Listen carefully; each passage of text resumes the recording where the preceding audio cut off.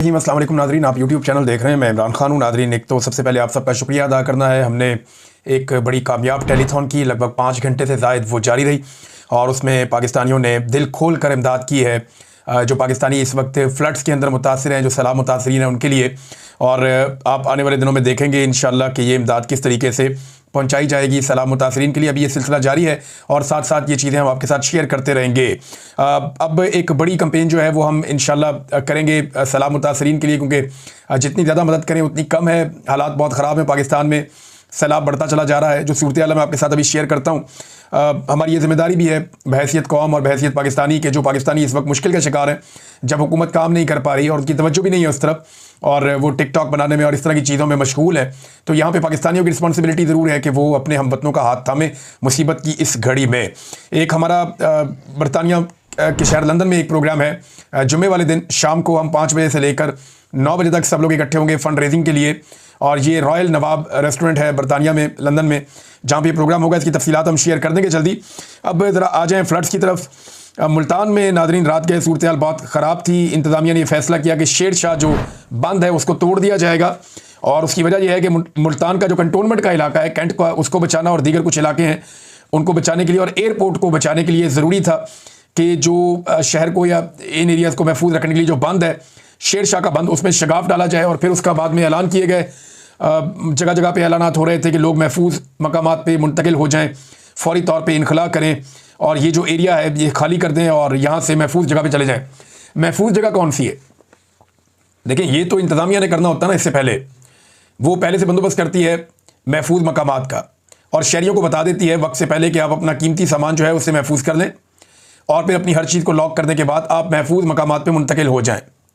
और वो महफूज मकामात पहले से बताए जाते हैं कि फ़लाँ फ़लाँ एरिया के लोग फ़लाँ जगह पे जाएंगे, फ़लाँ एरिया के लोग फ़लाँ जगह पे जाएंगे, और जो लोग कहीं और जाना चाहते हैं अपने रिश्तेदारों के घरों में या ऐसे इलाकों में जो ऊंचे इलाके हैं और कदरे महफूज इलाके हैं, वहाँ पे चले जाएं।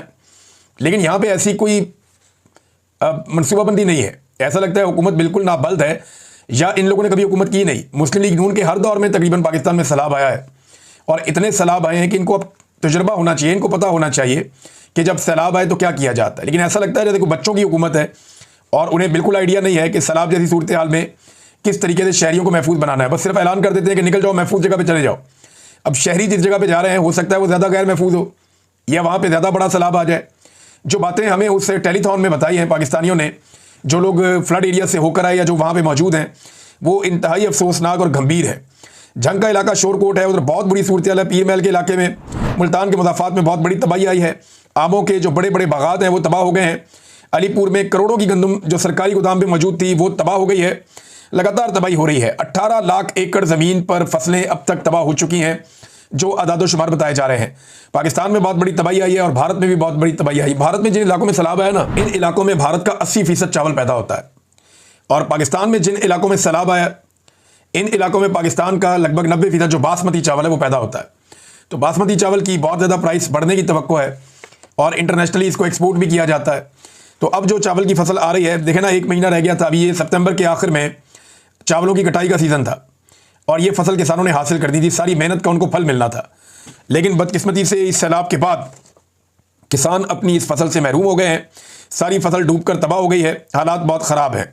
और इसमें जो अब तक की इतला है उसमें जलालपुर पीरवाला का इलाका जो है वो बहुत बुरी तरह मुतासर है, और जो स्पेशली जनूबी पंजाब के एरियाज़ हैं वहाँ पे जिस तरह के हालात हैं, वहाँ के लोग शिकवा कर रहे हैं कि हमारे बारे में बात नहीं की जा रही, हमारे बारे में बताया नहीं जा रहा कि हम कितनी बड़ी तबाही से दो चार हो रहे हैं।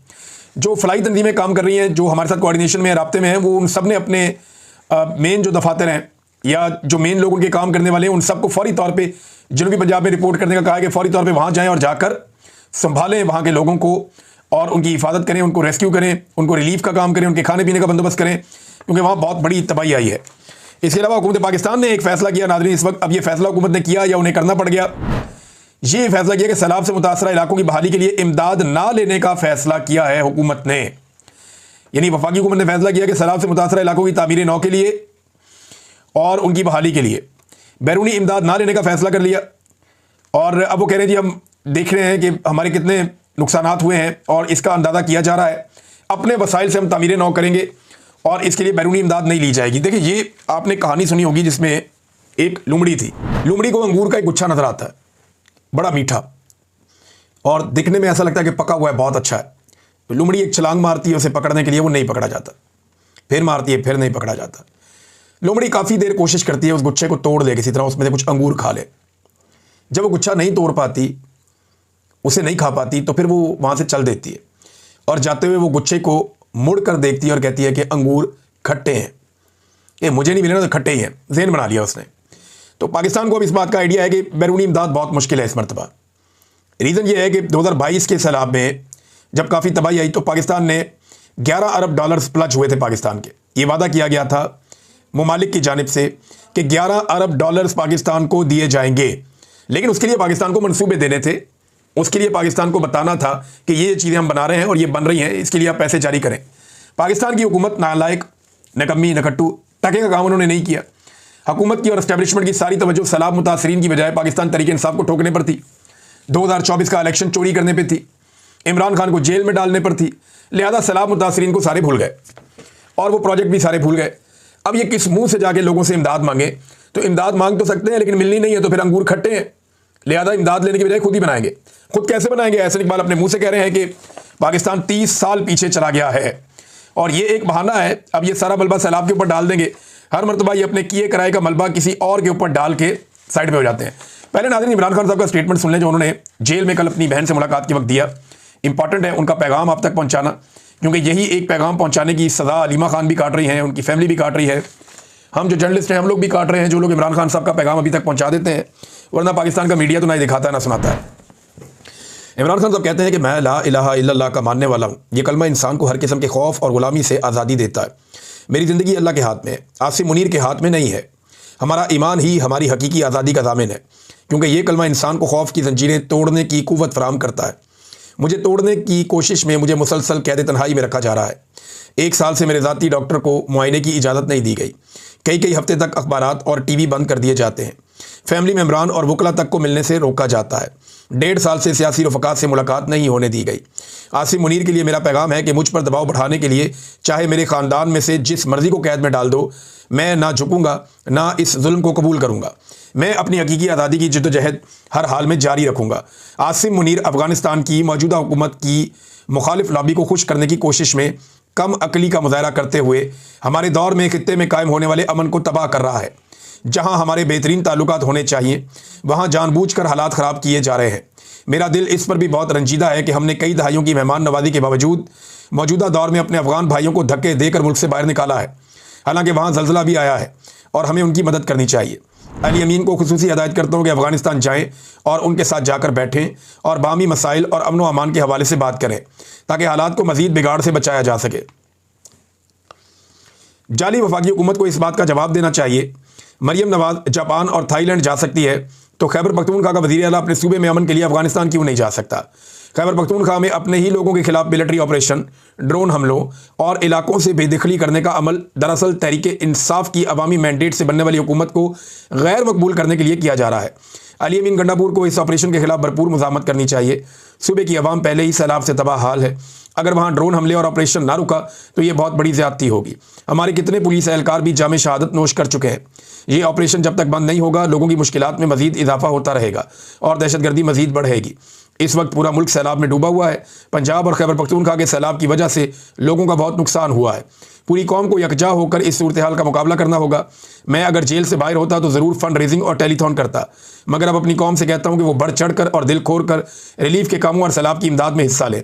बलूचिस्तान में सियासी जलसे पर होने वाले हमले के खिलाफ एहतजाज में पूरी तहरीक इंसाफ को शिरकत करनी चाहिए। ये जी इमरान खान साहब का स्टेटमेंट 8 सितंबर का। आसिम मुनीर साहब के लिए बड़ा भारी स्टेटमेंट। उन्होंने आसिम मुनीर साहब के ऊपर संगीन चीज़ें जो हैं वो दोबारा से उनकी तरफ थ्रो की हैं। उन्होंने बताया कि इनकी पॉलिसी गलत है। ये अफ़गानिस्तान के मुखालिफिन को खुश करने के लिए कमअकली का मुज़ाहरा करते हुए जो खित्ते में कायम होने वाला अमन है उसको तबाह कर रहे हैं। ये आसिम मुनीर के बारे में इमरान खान ने कहा और आसिम मुनीर को चैलेंज किया कि चाहे मेरे ख़ानदान में जिसको मर्जी जेल में डालो, मैं तुम्हारे सामने नहीं झुकूंगा, इस जुल्म को कबूल नहीं करूँगा, मैं अपनी हकीकी आज़ादी की जद्दोजहद जारी रखूँगा। तो ये है नाज़रीन इमरान खान और खुला चैलेंज उनका आसिम मुनीर को। अब आ जाए, एक वाक़या होता है जेल के बाहर और रुला पड़ जाता है, उसमें एक सहाफ़ी, उसके ऊपर तशद्दुद किया गया, एक और सहाफ़ी है, उनको धक्का लगा, वो गिर गए। ये वाक़या क्या है जो इस तरह रिपोर्ट हुआ और बहुत सारे लोग उस पर एहतजाज भी कर रहे हैं? देखिए, अलीमा खानम को मुश्किलात का सामना है जेल के बाहर। कभी उनके ऊपर अंडा फेंक दिया जाता है, कभी उनके ऊपर बहुत अजीबोगरीब सवालात की बौछार कर दी जाती है। वो बात करना चाहती है, उन्हें बोलने नहीं दिया जाता। कैमरे उनके मुंह के ऊपर फिट करके उनके साथ साथ सहाफ़ी भागना शुरू कर देते हैं। नॉर्मली वो सहाफ़ी हैं जो अदालतों को कवर करते हैं या जो डिफेंस को कवर करते हैं, ये वो लोग हैं। और इनके बारे में ये तासुर आम है कि ये जो सहाफ़ी है इनके ताल्लुकात पीटीआई के साथ अच्छे नहीं और बाकी पॉलिटिकल पार्टीज़ के साथ बहुत अच्छे हैं। और ऐसा दिखाई देता है, या वहाँ मौजूद सोशल मीडिया के लोग भी ये बताते हैं कि ये जो जर्नलिस्ट हैं ये शायद बाइस्ड हैं और ये एक प्लानिंग के तहत पाकिस्तान तहरीक इंसाफ की जो क़यादत है उसे निशाना बनाते हैं। अब अलीमा खान तो पीटीआई का ताल्लुक नहीं है, वो ना क़यादत है पीटीआई की, लेकिन इमरान खान की बहन है। अब मरे हुए को क्या मारना? देखिए, सवाल ये पैदा होता है कि क्या जिस नौइयत के सवालात इमरान खान से किए जा रहे हैं या जिस नौइयत के सवालात इमरान खान की बहनों से किए जा रहे हैं, ऐसे सवालात कोई मरीम नवाज़ से, बिलावल से कर सकता है? तो साफ जवाब है कि नहीं। क्या ऐसे सवालात नवाज शरीफ और जरदारी से हो सकते हैं? तो साफ जवाब है कि नहीं। फजलुर रहमान से हो सकते हैं? तो साफ जवाब है कि नहीं। ये एक तरह की हरासमेंट है जो की जा रही है अडियाला जेल के बाहर, और ऐसा लगता है कि प्लानिंग के साथ हो रही है, क्योंकि ज़ुबैर अली खान साहब ने एक दिन पहले पूरी कहानी सुना दी थी कि कल के दिन ये होगा, और फिर हमने देखा वो हुआ भी। लेकिन पाकिस्तान तहरीक इंसाफ को तहम्मुल का मुजाहरा करना चाहिए था। तशद्दुद जो है या धक्कम पेल जो है वो किसी चीज़ का जवाब नहीं होता। मेरे ख्याल में अगर कोई भी अपने आप को एक्सपोज करता है तो आपको ज़ुबान से और तरीके से उसका जवाब देना चाहिए, लॉजिक के साथ, और आपको वापस उसे एक्सपोज करना चाहिए, बजाय इसके कि अटैक करना या उसको धक्का देना या कोई ऐसी चीज़ करना। ये नामुनासिब है। लेकिन दूसरी जानिब से भी बहुत ही अजीब काम होता है। FIR करवा दी गई, जनाब असले के तौर पे ये किया गया, असला लेकर आए और ये वो, और सारा झूठ का पलंदा, अजीबोगरीब FIR काट दी गई। इस मुल्क में साबिक वज़ीर-ए-आज़म पे गोलियाँ चली, FIR नहीं हुई। अलीमा खानम को यहाँ अंडे मारे गए इसी जगह पे, FIR नहीं हुई। इस्लामाबाद में कत्ले आम हो गया, FIR नहीं हुई, और ये FIR आप देखें फटाफट हो गई, और इसमें असला भी डाल दिया। अब अडियाला के बाहर असला लेकर लोग पहुंचे हुए हैं, ये तो बात समझ आने वाली नहीं है। फिर चोरी भी डाल गई बीच में कि कुछ चीज़ भी चोरी हो गई है शायद, और कोई तोड़ फोड़ भी हो गई है। सहाफ़ी जो वहाँ मौजूद थे उन्होंने बहुत सारी चीज़ें देखी है, रिपोर्ट भी की है। बहरहाल सहाफ़ी अगर एहतजाज करें तो उनका बनता है, वो एहतजाज कर भी सकते हैं, वो बाइकआउट करना चाहें तो कर भी सकते हैं। लेकिन देखें ना, बाइकआउट किस चीज़ का करेंगे? क्या वो अलीमा खानम की जो मीडिया टॉक है उसको दिखाते हैं वो टीवी पे? नहीं दिखाते। तो जब दिखाते ही नहीं तो बाइकआउट किस बात का करेंगे? क्या अखबारात में लिखा जाता है? नहीं लिखा जाता। भाई जब लिखा ही नहीं जाता तो बाइकआउट किस बात का करेंगे? भाई जब किसी चीज़ की कवरेज ही नहीं हो रही तो उस बात का बाइकआउट क्या होगा? आपके वहाँ आने या ना आने से फ़र्क तो नहीं पड़ेगा पीटीआई को। उन्हें तो फ़र्क इस बात से पड़ेगा कि उनकी कवरेज हो रही थी और वो रुक गई है। अगर तो उनकी कवरेज जारी रहे तो फिर तो कोई मसला नहीं है। डिजिटल मीडिया उनकी कवरेज करता है और डिजिटल मीडिया ने उनका बाइकआउट नहीं किया। अच्छा, बिलावल ने इसकी मजम्मत की वाक़े की, और कुछ लोग ये कह रहे हैं कि जो जर्नलिस्ट ये काम कर रहे हैं अलीमा खानम को हरासा करने का या उनके ऊपर लगातार जो अटैक किया जा रहा है पैदर पे, उनका जो करीबी ताल्लुक है वो बिलावल से, और बिलावल से बड़ा उनका प्यार मोहब्बत और ये वो है उनका, बड़े मीठे मीठे सवालात वहाँ पे होते हैं मुबैना तौर पे। अब इसमें जो है बिलावल ने बड़ा सख्त मजम्मती बयान जारी कर दिया। बिलावल को मैं याद दिलाता हूँ कि नसरुल्लाह गडानी का कत्ल हुआ सिंध में, और MNA खालिद लुंड का नाम आया था। नासिम जोगियों का कत्ल हुआ, नासिम जोगियों का, जर्नलिस्ट का वहाँ पे, और MNA जाम अब्दुल करीम और MPA जाम अवैस का नाम आया था। फिर अजीज़ मेमन साहब कत्ल हुए, जान मोहम्मद महर कत्ल हुए, असगर लुंड कत्ल हुए वहाँ पे। तो बिलावल साहब ने कोई मजम्मत नहीं की, चुप रहे। अहमद नूरानी साहब के भाइयों को अगवा किया गया, बिलावल ने मजम्मत नहीं की, चुप रहे। समी इब्राहिम साहब पे खुसरे से हमला करवाया गया, चुप रहे। और गिरफ्तारियां हुई, समी इब्राहिम साहब को अगवा किया गया, मुझे अगवा किया गया, और ये मकबूल जान साहब को अगवा किया गया, बिलावल और ये सारे चुप रहे।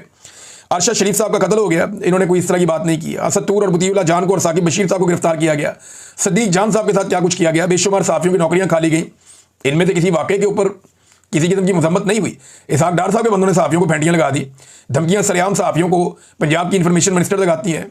अब मियाँ नवाज शरीफ साहब की जो लोग हैं उन्होंने कई दफ़ा सहाफ़ियों को हरासा किया, मारकुटाई हुई, लेकिन आज तक इन लोगों ने मजम्मत नहीं की। लेकिन इस मामले में फौरी तौर पर मजम्मत भी सामने आ गई। ये ऐसा लगता है कि एक फिक्स्ड मैच है और ये जानबूझकर खेला जाता है ताकि अलीमा खानम को दबाया जा सके, क्योंकि अलीमा खानम इमरान खान साहब का वो पैगाम बाहर लेकर आती हैं जो आसिम मुनीर साहब के बारे में होता है।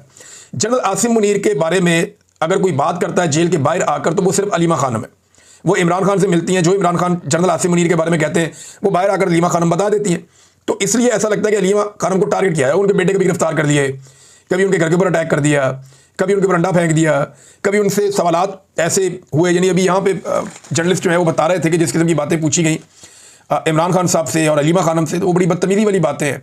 यानी ये तक इमरान खान साहब को शर्म दिलाने का और इस किस्म की चीज़ें जो है वो जेल में की गई और ऐसी बातें की गई। तो सहाफ़ियों ने बड़े बिलो द बेल्ट जाके अलीमा खान से और जो है वो इमरान खान साहब से सवालात किए हैं। तो सवालात तो करने चाहिए, सहाफ़ियों का हक है, जितने मर्जी सवाल करें, एक के बाद एक सवाल करें, लेकिन एक डेकोरम होता है प्रेस कॉन्फ्रेंस का कि आप सबसे पहले जो प्रेस कॉन्फ्रेंस करने आया वो अपनी बात करता है, जब वो बात खत्म करता है फिर आप सवालात करते हैं। तो ये नहीं होता कि वो जैसे ही आए तो वैसे ही आप सवालात की वो छाड़ कर दें। हाँ, अगर आपने मजम्मत करनी है, बाइकआउट करनी है तो आप बाइकआउट करके जा सकते हैं वहाँ पे। आप कहते हैं कि हम बाइकआउट कर रहे हैं, हम बात करना ही नहीं चाहते। हमने बहुत दफ़ा एहतजाज किया, मैंने ज़ाती तौर पे बहुत सारे एहतजाज किए हैं, प्रेस कॉन्फ्रेंस का बाइकआउट भी किया है, एहतजाज के और तरीके भी अपनाए हैं, लेकिन ये तरीकाकार मुझे लगा नामुनासिब है। अब पहले वो बात कर लें, फिर आप उनके साथ बात करें, और अगर आपने नई कवरेज कर दी तो आप पहले ही बाइकआउट कर दें। वैसे भी बाइकआउट करने का फ़ायदा क्या है, टीवी पे तो आप दिखा नहीं सकते इन लोगों को, इनकी बात आप सुनवा नहीं सकते, तो उनको बाइकआउट से फ़र्क ही कोई नहीं पड़ता, उनका तो वैसे ही एक कंटिन्यूस बाइकआउट चल रहा है। ये एक जो पैगाम है वो आलिया हमजा साहिबा ने भी जारी किया है। आलिया हमजा साहिबा का जो पैगाम है अडियाला जेल आने वाले पाकिस्तान तहरीक इंसाफ के कारकुनों और रहनुमाओं के लिए, वो ये कहती हैं कि कल अडियाला के बाहर, आज के दिन में अडियाला के बाहर जमा होने वाले तमाम साथियों से दरखास्त है कि मुकम्मल तौर पर पुरअमन रहें। पाकिस्तान तहरीक इंसाफ हमेशा पुरअमन जदोजहद पर यकीन रखती है, और हमारे वज़ीर-ए-आज़म इमरान खान ने कभी भी शरपसंदी या फसाद की सियासत की ना इसके कायल हैं। हम वज़ीर-ए-आज़म इमरान खान के सफाई और कारकुन हैं, लिहाजा पुरअमन तौर पर इज़हार यकजहती के लिए अडियाला के बाहर मौजूद हैं। अगर कोई ऐसा शख्स दिखाई दे जो जानबूझकर माहौल ख़राब करने की कोशिश कर रहा है तो उसकी वीडियो बनाएं और इस हरकत को फौरी तौर पर रोकने की कोशिश करें। याद रखें, आपकी हर हरकत वज़ीर-ए-आज़म इमरान खान के विजन और PTI के तशख़्ख़ुस की नुमाइंदगी करती है। हमारा पैगाम सिर्फ अमन, सब्र और नज़्म व ज़ब्त है। ये जनाब उन्होंने पैगाम दिया ताकि अमन कायम रह सके, लेकिन मेरे ख्याल में एक के बाद एक शरारत होगी और ये सिलसिला चलता रहेगा। पाकिस्तान तहरीक इंसाफ को इसे बड़े दिल के साथ और टेक्निकली हैंडल करना पड़ेगा इस मामले को। अगर वो जज्बात से काम लेंगे तो फिर जो है वो उनके खिलाफ प्रोपेगेंडा करने में या उनके खिलाफ रोला डालने में आसानी रहेगी। दोनों तरफ से जोर तो पूरा लग रहा है, और ख़ासतौर पर एस्टेब्लिशमेंट और हुकूमत दोनों तरफ से जोर लगा रहे हैं। अब नाज़रीन, एक और ख़बर है, खैबर पख्तूनख्वा हुकूमत ने एक कारनामा किया है। इमरान खान साहब क्योंकि बार बार कहते हैं कि ऑपरेशन रोका जाए, ऑपरेशन रुकवाया जाए, तो खैबर पख्तूनख्वा हुकूमत ने एक अजीबोगरीब मजाक कर दिया। अब देखें ना, इनकी वहाँ पे अक्सरियत है, तो इन्होंने एक करारदाद पेश की असम्बली में और वो पास कर ली। और करारदाद ये थी कि जो action in aid of civil power, ये फ़ौज को जो खुसूसी इख्तियारात मिले खैबर पख्तूनख्वा में, उसके खिलाफ एक करारदाद उसके खात्मे के लिए मुतफ़िक़ा तौर पर मंजूर कर दी। भाई करारदाद क्यों मंजूर करनी है? ये एक्ट ही ख़त्म करो, कानूनी ख़त्म करो। करारदाद से आपको क्या फ़र्क पड़ता है? मामला ही ख़त्म करें, आपके पास इख्तियार है, वहाँ पे आपकी हुकूमत है। दूसरा, खैबर पख्तूनख्वा की हुकूमत ने इस मामले में सुप्रीम कोर्ट से स्टे लिया हुआ है। आप जाएं सुप्रीम कोर्ट में, अपने जो एडवोकेट जनरल को भेजें और जो स्टे आपने सुप्रीम कोर्ट में लिया हुआ है वो वापस ले लें, ऑटोमेटिकली ये मामला ख़त्म हो जाएगा। क्योंकि अदालती फ़ैसले के मुताबिक तो अदालत पहले ही कह चुकी है कि ये ज़्यादती है, ये नहीं चल सकता।